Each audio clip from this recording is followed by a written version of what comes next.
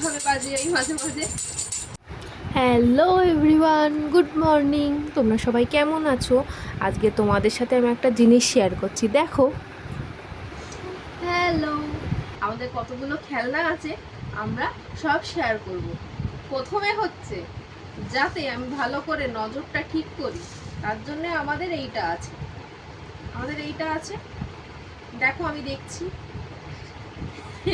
তারপরে আমাদের কি আছে, তারপরে আমাদের কি খেলনা আছে, তারপরে আমি যাতে ভালো করে শুনতে পাই, তো আমাদের জন্য এই খেলনাটা আছে।